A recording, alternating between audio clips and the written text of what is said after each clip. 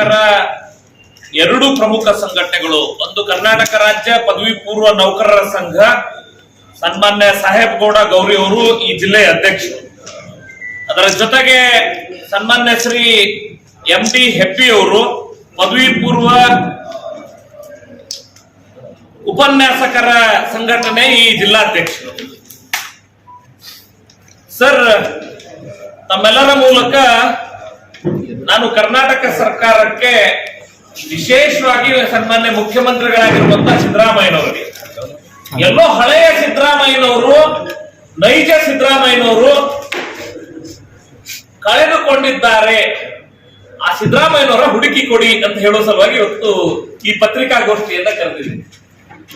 ಹಿಂದೆ ಉಪಮುಖ್ಯಮಂತ್ರಿಯಾಗಿ ಇಡೀ ಜನತಾ ಪರಿವಾರದ ಮೂಲಕ ಒಬ್ಬ ಹೋರಾಟಗಾರನಾಗಿ, ಜನಪರ ನಾಯಕನಾಗಿ ಸಿದ್ದರಾಮಯ್ಯನವರಿಗೆ ಅವರದೇ ಆಗಿರುವಂತ ಒಂದು ಖ್ಯಾತಿ ಇತ್ತು. ಸಿದ್ದರಾಮಯ್ಯನವರು ಅಂತ ಹೇಳಿದ್ರೆ ಡಿಫರೆಂಟ್ ಪೊಲಿಟಿಷಿಯನ್ ಅನ್ನುವಂತ ಅಪೇಕ್ಷೆ ಇತ್ತು ಸಮಾಜದಲ್ಲಿ. ಆದ್ರೆ ಎರಡನೇ ಬಾರಿ ಮುಖ್ಯಮಂತ್ರಿ ಆಗ್ಲಿಕ್ಕೆ ಹೋಗಿ ಸಿದ್ದರಾಮಯ್ಯನವರು ಎಡುವುದ್ರ ಅನ್ನುವಂತ ಪ್ರಶ್ನೆ ನನ್ನ ಎದುರುಗಡೆ ಇದೆ. ಎಲ್ಲೋ ಒಂದ್ ಕಡೆ ನಾವು ಉಚಿತ ಭಾಗ್ಯಗಳನ್ನ ಕೊಡುವ ಭರದಲ್ಲಿ, ಉಚಿತ ಭಾಗ್ಯಗಳು ಕೊಡಬೇಕು ಅಗತ್ಯ ಇರುವಷ್ಟು, ಅಭಿವೃದ್ಧಿಯನ್ನ ಕಡೆಗಣಿಸಲಾಗ್ತಿದೆ ಅನ್ನುವಂತಹ ಭಾವ ಇವತ್ತು ನಿರ್ಮಾಣ ಆಗಿದೆ. ಕರ್ನಾಟಕ ರಾಜ್ಯದಲ್ಲಿ ಮಳೆ ಇರದೇ ಇರುವ ಕಾರಣಕ್ಕಾಗಿ ಮಾತ್ರ ಬರ ಬಂದಿಲ್ಲ, ಅಭಿವೃದ್ಧಿಯ ಬರ ಕರ್ನಾಟಕ ರಾಜ್ಯವನ್ನ ಕಾಡ್ಲಿಕ್ಕೆ ಶುರು ಆಗಿದೆ ಅನ್ನೋದಕ್ಕೆ ಕಳೆದ 6-8 ತಿಂಗಳ ಈ ಸರ್ಕಾರದ ಕಾರ್ಯನಿರ್ವಹಣೆಯನ್ನೇ ನಾವು ಸೂಚಕವಾಗಿ ಯೋಚನೆ ಮಾಡಿದ್ರೆ ಗೊತ್ತಾಗ್ತದೆ. ಸರ್, ಒಂದೇ ಒಂದು ಅಭಿವೃದ್ಧಿ ಕಾಮಗಾರಿಗೆ ಅಡಿಗಲ್ಲು ಹಾಕ್ಲಿಕ್ಕಾಗಿಲ್ಲ. ಹಿಂದಿನ ಸರ್ಕಾರ ಮಾಡಿರೋ ಅಭಿವೃದ್ಧಿಗೆ ಇವರು ಉದ್ಘಾಟನೆ ಮಾಡುವ ಭಾಗ್ಯವನ್ನ ಪಡೆದುಕೊಂಡಿದ್ದಾರೆ. ಹಿಂಗಾಗಿ ನನಗನ್ನಿಸ್ತಾ ಇದೆ, ವಿಶೇಷವಾಗಿ ಶಿಕ್ಷಣ ಇಲಾಖೆ ಬಂದ ನಂತರ ಕೊಟ್ಟಿರೋ ಭರವಸೆಗಳೆಷ್ಟು, ಇವರ ಪ್ರಣಾಳಿಕೆಯಲ್ಲಿ ಯಾವ ರೀತಿ ಭಾಗ್ಯಗಳನ್ನು ಕೊಡ್ತೀನಿ ಅನ್ನುವಂಥದ್ದನ್ನ ಸೇರಿಸಿದ್ರೆ ಅದನ್ನ ಪೂರೈಸ್ತೀವಿ ಅಂತ ಹೇಳ್ತಿದಾರೋ ಅದು ಪೂರೈಸಲಿ, ನಾವು ಸ್ವಾಗತಿಸ್ತೇವೆ, ಅದ್ರ ಬಗ್ಗೆ ಎರಡು ಮಾತಿಲ್ಲ. ಅದೇ ರೀತಿ ಶಿಕ್ಷಣ ಕ್ಷೇತ್ರದ ಕುರಿತು ಅವರು ಹಲವಾರು ಭರವಸೆಗಳನ್ನ ನೀಡಿದ್ದಾರೆ.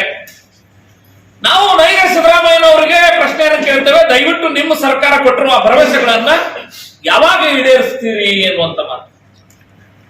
ನಮ್ಮ ಸಮಸ್ಯೆಗಳನ್ನ ಪರಿಹಾರ ಮಾಡೋದು ಒಂದ್ ಕಡೆ ಉಳಿತು ಸರ್, ಆದ್ರೆ ಇರೋ ಇಲಾಖೆಯನ್ನ, ಇರೋ ಸರ್ಕಾರಿ ವ್ಯವಸ್ಥೆಯನ್ನ ಅದೇ ರೀತಿ ಮುಂದುವರಿಸಿಕೊಂಡು ಹೋಗ್ಲಿಕ್ಕೂ ಆಗದೇ ಇರೋ ಸ್ಥಿತಿಗೆ, ದುಸ್ಥಿತಿಗೆ ಈ ಸರ್ಕಾರ ತಲುಪಿದೆ. ಒಂದು ಆದೇಶವನ್ನು ಹೊರಡಿಸಿದ್ದಾರೆ ಪದವಿ ಪೂರ್ವ ಶಿಕ್ಷಣ ಇಲಾಖೆಯ ಮೂಲಕ. ನಾನು ನಿಮ್ಮೆಲ್ಲರಿಗೂ ಕೂಡ ಅದರ ಪ್ರತಿ ಕೊಡ್ತೇನೆ. ಸರ್, ಈಗಾಗಲೇ ಕೆಲಸ ಮಾಡುವಂತ ಅನುದಾನಿತ ಪದವಿ ಪೂರ್ವ ಶಿಕ್ಷಕರ, ಉಪನ್ಯಾಸಕರ ವರ್ಕ್ಲೋಡ್ ಬಗ್ಗೆ ಆದೇಶ ಮಾಡಿ ಮುಂದಿನ ತಿಂಗಳು ಸಂಬಳ ಬರ್ತದೋ ಇಲ್ಲ ಅನ್ನೋ ಪರಿಸ್ಥಿತಿ ನಿರ್ಮಾಣ ಮಾಡಿ. ಯೂಸಲಿ ಒಂದು ಏಡೆಡ್ ಕಾಲೇಜ್ ಅಂದ್ರ ಒಂದು 10 ಪೀರಿಯಡ್ಗಳ ವರ್ಕ್ಲೋಡ್ ಬರ್ತದೆ. ಇದು ಕಳೆದ ಸ್ವತಂತ್ರ ಬಂದಾಗಿನಿಂದ ಇಲ್ಲಿವರೆಗೂ ನಡ್ಕೊಂಡು ಬಂದಿರುವಂತಹ ಇಂಡಿಪೆಂಡೆಂಟ್ ಏಡೆಡ್ ಕಾಲೇಜ್ ಇತ್ತು ಅಂದ್ರೆ ಒಂದು 10 ಪೀರಿಯಡ್ ಬರ್ತದೆ. ಇವರು ಕಡ್ಡಾಯವಾಗಿ 20 ಪೀರಿಯಡ್ ಬರಬೇಕು, ತೆಗೆದುಕೊಳ್ಬೇಕು ಅನ್ನುವಂತ ನೀತಿ ಮಾಡಿ ಆ ಕಾಲೇಜ್ನಾಗ ಆ ವರ್ಕ್ಲೋಡ್ ಇರ್ಲಿಲ್ಲ ಅಂದ್ರೆ ಪಕ್ಕದ ಕಾಲೇಜಲ್ಲಿ, ಅದು ಅನುದಾನಿತ ಮತ್ತು ಸರ್ಕಾರಿ ಆಗಬಹುದು ಅಂತ ಹೇಳಿ ಅವ್ರನ್ನ ಅನುದಾನಕ್ಕೊಳಪಡಿಸಿ ಸಂಬಳ ಆರಂಭಿಸಿದ್ದಾರೆ. ದುರ್ದೈವೇನಂದ್ರ ಸಂಬಳ ಆರಂಭಿಸಿ ಅವರೆಲ್ಲರೂ ಕೂಡ ಆ ರೀತಿ 2 ಕಾಲೇಜುಗಳಲ್ಲಿ ಕೆಲಸ ಮಾಡ್ತಿದ್ದಾರೆ. ಈಗ ಮಧ್ಯದಲ್ಲಿ ಸಡನ್ ಆದೇಶ ಮಾಡಿ ಆ ವರ್ಕ್ಲೋಡ್ ಕನ್ಸಿಡರ್ ಮಾಡಬಾರ್ದು ಅಂತ ಹೇಳಿ ಅವರಿಗೆ ಕಡ್ಡಾಯವಾಗಿ ಖಾಸಗಿ ಸಂಸ್ಥೆಗಳಲ್ಲೇ ವರ್ಕ್ಲೋಡ್ ಕನ್ಸಿಡರ್ ಮಾಡಬೇಕಂತ ಹೇಳಿ ಒಂದು ತುಘಲಕ್ ಆಡಳಿತದ ಮಾದರಿಯನ್ನ ನೆನಪಿಸುವಂತ ಆದೇಶ ಮಾಡಿದ್ದಾರೆ. ಅದರ ಪರಿಣಾಮವಾಗಿ ಇವತ್ತು ಖಾಸಗಿ ಶಿಕ್ಷಣ ಸಂಸ್ಥೆಗಳಲ್ಲಿ ಅನುದಾನಕ್ಕೊಳಪಟ್ಟು ಸಂಬಳ ಪಡೆಯುತ್ತಿರುವ ಶಿಕ್ಷಕರ, ಉಪನ್ಯಾಸಕರ, ಪ್ರಾಚಾರ್ಯರ ಇವತ್ತು ಭವಿಷ್ಯ ಅಂಧಕಾರಕ್ಕೆ ದೂಡುವಂತ ಒಂದು ಆದೇಶವನ್ನ ಮಾಡಿದ್ದಾರೆ. ಇದು ಒಂದು. ನಾನು ತಕ್ಷಣ ಆಗ್ರಹ ಮಾಡ್ತೀನಿ, ಆದೇಶವನ್ನು ಹಿಂತೆಗೆದುಕೊಳ್ಳಬೇಕು. ಸರ್ಕಾರ ಯಾವುದೇ ಆದೇಶ ಈ ರೀತಿ ನೀತಿ ಬದಲಾವಣೆ ಮಾಡಬೇಕು ಅಂತ ಹೇಳಿದ್ರೆ ಪ್ರಾಸ್ಪೆಕ್ಟಿವ್ ಎಫೆಕ್ಟ್ಲೆ ಮಾಡಬೇಕು. ಈಗಾಗಲೇ ಕೆಲಸ ಮಾಡುವವರಿಗೆ ನೀವೇ ಅನುದಾನಕ್ಕೊಳಪಡಿಸಿಕೊಟ್ಟು ಈಗ ಮುಂದಿನ ತಿಂಗಳಿಂದ ನಿಮಗೆ ಇನ್ನೊಂದು ಕಾಲೇಜ್ ಹೋಗ್ಬೇಕು ಅಂತ ಹೇಳಿದ್ರೆ ಪ್ರಾಕ್ಟಿಕಲಿ ಇಂಪಾಸಿಬಲ್. ಯಾವುದೇ ಒಂದು ಕಾಲೇಜಿಗೆ ಕನಿಷ್ಠ ಒಂದು ವಿಷಯದ ಒಬ್ಬ ಶಿಕ್ಷಕನ ಇರಬೇಕು ಅನ್ನುವಂಥದ್ದು ಸಾಮಾನ್ಯ ಜ್ಞಾನ. ಆದ್ರೆ ಈ ಸರ್ಕಾರ ಪ್ರತಿ ಕಾಲೇಜಿಗೂ ಒಬ್ಬ ಶಿಕ್ಷಕ ಕೊಡಕ್ಕಾಗಲ್ಲ ಅನ್ನುವಂಥದ್ದು ಅನುದಾನಿತಕ್ಕೆ ಮಾತ್ರ ನೆಪ ಹೇಳುವಂತ ಕೆಲಸ ಮಾಡ್ತಿದ್ದಾರೆ. ಕರ್ನಾಟಕ ರಾಜ್ಯದಲ್ಲಿ ವಿಶೇಷವಾಗಿ ಪದವಿ ಪೂರ್ವ ಶಿಕ್ಷಣ ಅನ್ನುವಂಥದ್ದು ಇವತ್ತು ಒಂದು ರೀತಿ ಕವಲು ದಾರಿಯಲ್ಲಿದೆ, ದ್ವಂದ್ವದಲ್ಲಿ ಸರ್ಕಾರ ಮುಳುಗಿದೆ. ಈ ವರ್ಷ ಈ ಸರ್ಕಾರದಿಂದ ಪದವಿ ಪೂರ್ವ ಶಿಕ್ಷಣ ಇಲಾಖೆ ಕುರಿತು ಹೊರಡಿಸಿರೋ ಆದೇಶಗಳನ್ನ ತಮ್ಮ ಗಮನಕ್ಕೆ ತರ್ತೇನೆ. ಸರ್, ಪ್ರಪ್ರಥಮವಾಗಿ ನಾವು ಒಂದು ವಾರ್ಷಿಕ ಪರೀಕ್ಷೆ ನಡೆಸಿ ಒಂದು ಸಪ್ಲಿಮೆಂಟರಿ ಎಕ್ಸಾಮಿನೇಷನ್ ನಡೆಯೋದನ್ನು ನಾವು ನೋಡಿದೀವಿ. ನಾವು 1 ಸಪ್ಲಿಮೆಂಟರಿ ಅಲ್ಲ 2 ಸಪ್ಲಿಮೆಂಟರಿ ನಡೆಸ್ತೇವೆ ಅಂತ ಹೇಳಿದ್ರು. ಈಗ 2 ಅಲ್ಲ 3 ಸಪ್ಲಿಮೆಂಟರಿ ನಡೆಸ್ತೇವೆ ಅಂತ ಹೇಳ್ತಿದ್ದಾರೆ. ನಾವು ಸನ್ಮಾನ್ಯ ಶಿಕ್ಷಣ ಸಚಿವರಿಗೆ ದೂರುವಂತ ಮಾನಸಿಕ ಸ್ಥಿತಿಯಲ್ಲಿ ಇಲ್ಲ, ಅದರಿಂದ ಪ್ರಯೋಜನ ಇಲ್ಲ ಅಂತ ಅನಿಸಿದೆ. ಅವರ ಸಲಹೆಗಾರ ಯಾರು ಅಂತ ಹುಡುಕುವಂತ ಸ್ಥಿತಿಯನ್ನ ಕರ್ನಾಟಕ ರಾಜ್ಯದಲ್ಲಿ ನಿರ್ಮಾಣ ಮಾಡಿದ್ದಾರೆ. ಈಗ 3 ಪರೀಕ್ಷೆಗಳನ್ನು ನಡೆಸಬೇಕು ಅನ್ನುವಂತಹ ತೀರ್ಮಾನ ಇರಬಹುದು. ಪದವಿ ಪೂರ್ವ ಶಿಕ್ಷಣವನ್ನ ನಾವು ತೆಗೆದುಕೊಂಡು ಹೋಗಿ ಜಿಲ್ಲಾ ಪಂಚಾಯತ್ ವ್ಯಾಪ್ತಿ ಕೊಡ್ತೇವೆ ಅನ್ನುವಂತ ಮಾಡಿರುವಂತಹ ಆದೇಶ ಇರಬಹುದು. ಇವತ್ತು ವರ್ಕ್ ಲೋಡ್ ಕನ್ಸಿಡರೇಷನ್ ದೃಷ್ಟಿಯಿಂದ ಈಗ ಮಾಡಿರುವಂತಹ ಆದೇಶ ಇರಬಹುದು. ಎಲ್ಲೋ ಒಂದ್ ಕಡೆ ಈ ಆಡಳಿತದ ಸೂತ್ರ ತಪ್ಪಿದೆ, ಇದನ್ನು ಸರಿ ಮಾಡಬೇಕು ಅನ್ನುವಂತ ದೃಷ್ಟಿಯಿಂದ ನಾವು ಇವತ್ತು ಪದವಿ ಪೂರ್ವ ಶಿಕ್ಷಣ ಇಲಾಖೆ ಹಂತದಲ್ಲಿ ಕೆಲಸ ಮಾಡುವಂತ ಎಲ್ಲ ಶಿಕ್ಷಕ ಸಂಘಟನೆಗಳು ಸರ್ಕಾರದ ವಿರುದ್ಧ ದನಿ ಎತ್ತುವಂತ ಕೆಲಸ ಮಾಡಿದ್ದೇವೆ.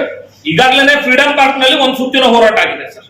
ನಾವು ಈಗ 2ನೇ ವಾರದಲ್ಲಿ ಒಂದು ದುಂಡು ಮೇಜಿನ ಸಭೆ ಮಾಡಬೇಕು ಅನ್ನುವಂತ ತೀರ್ಮಾನ ಮಾಡಿದ್ವಿ. ಕರ್ನಾಟಕ ರಾಜ್ಯ ಮಾಧ್ಯಮಿಕ ಶಿಕ್ಷಕ ಸಂಘದ ನೇತೃತ್ವದಲ್ಲಿ ಕರ್ನಾಟಕ ರಾಜ್ಯದ ಈ ಡೊಮೇನ್ ನಲ್ಲಿರುವಂತ ಎಲ್ಲ ಶಿಕ್ಷಕ ಸಂಘಟನೆಗಳನ್ನ ಜೋಡಿಸಿಕೊಂಡು ಪದವಿ ಪೂರ್ವ ಶಿಕ್ಷಣ ಒಂದು ಇತಿಹಾಸ, ಅದರದ್ದು ಪರಂಪರೆ ಏನಿತ್ತು ಮತ್ತು ವರ್ತಮಾನ ಮತ್ತು ಅದರ ಭವಿಷ್ಯ ಏನು ಅಂತ ಅಂದ್ರೆ ನೀವು ಅರ್ಥ ಮಾಡ್ಕೊಳ್ಬಹುದು. ಒಂದು ಶಿಕ್ಷಕ ಸಂಘಟನೆ ಅದರ ಇತಿಹಾಸ, ಪರಂಪರೆ ಮತ್ತು ವರ್ತಮಾನ, ಭವಿಷ್ಯದ ಬಗ್ಗೆ ಚರ್ಚೆ ಮಾಡಬೇಕು ಅನಿಸ್ತಾ ಇದೆ ದುಂಡು ಮೇಜಿನ ಸಭೆಯ ಮೂಲಕ ಅಂತ ಅನ್ಸಿದ್ರೆ, ಎಲ್ಲೋ ಒಂದು ಕಡೆ ಪದವಿ ಪೂರ್ವ ಶಿಕ್ಷಣವನ್ನ ವ್ಯವಸ್ಥಿತವಾಗಿ ಹಾಳು ಮಾಡುವಂತ ಕೆಲಸ ಈ ಸರ್ಕಾರ ಮಾಡ್ತಿದೆ ಅನ್ನುವಂತ ಭಯ ಆ ಕ್ಷೇತ್ರದಲ್ಲಿ ಕೆಲಸ ಮಾಡುವವರಿಗೆ ಬಂದಿದೆ ಸರ್.